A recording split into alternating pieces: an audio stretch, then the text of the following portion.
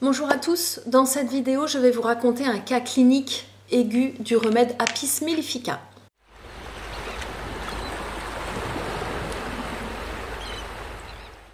Donc il s'agit d'un cas clinique publié par le docteur Hélène Renoux, médecin homéopathe. Il s'agit d'Héloïse qui vient d'accoucher de ses deux jumeaux.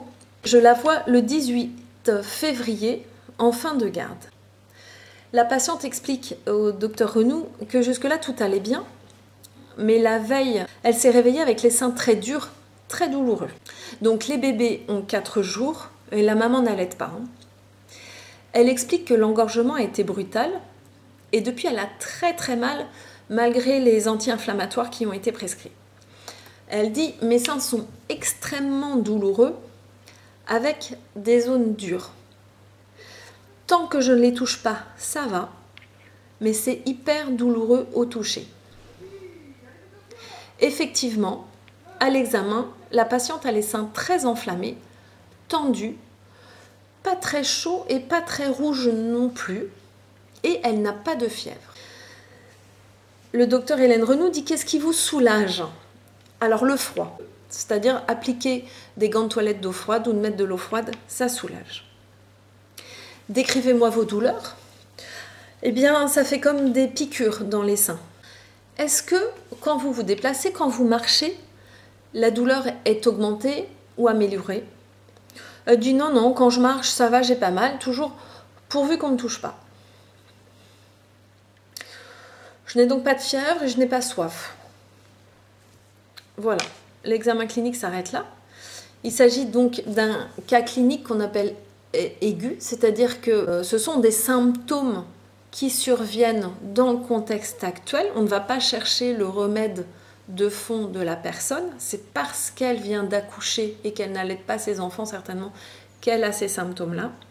Donc on prend, pour trouver le médicament homéopathique le plus adapté, on prend les symptômes du moment. C'est pour ça que ma consoeur ne va pas sur cette consultation avoir besoin de rechercher les antécédents de la patiente, son mode de fonctionnement depuis toujours, etc. Donc, Hélène prend comme symptôme l'inflammation des seins, l'induration des seins, l'absence de soif et la douleur piquante lancinante. Le logiciel propose, comme habituellement, plusieurs dizaines voire centaines de remèdes et donc parmi l'ensemble des remèdes proposés, c'est ensuite au médecin homéopathe, avec ce qu'il connaît de la matière médicale des remèdes, qu'il va devoir choisir le traitement homéopathique le plus approprié. Donc, le premier remède proposé par le répertoire, c'est le remède Belladonna.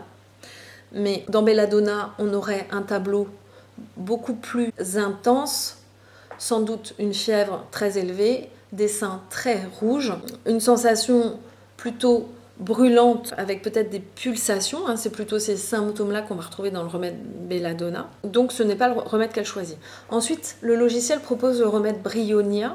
Et Bryonia, j'en ai parlé sur un cas clinique précédemment, c'est un remède qui va avoir des symptômes qui s'installent plutôt très progressivement. Or là, on est sur une histoire rapide, puisqu'en quelques heures, en fait 2 jours, les symptômes sont arrivés après la naissance.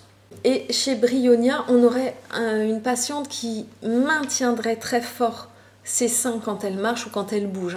Bryonia est très aggravée par le mouvement. Et donc, ma collègue choisit le remède qui apparaît ensuite, qui s'appelle Apis mellifica. Elle lui propose 7 CH, plusieurs fois par jour, 3 fois par jour en l'occurrence, que le mari va chercher le matin même, un samedi.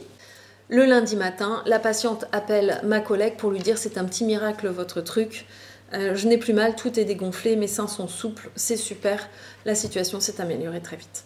Voilà, ce cas clinique rappelle comme à chaque fois sur les cas d'infection, sur les problèmes aigus, qu'un traitement homéopathique bien adapté peut agir extrêmement rapidement. Je vous remercie.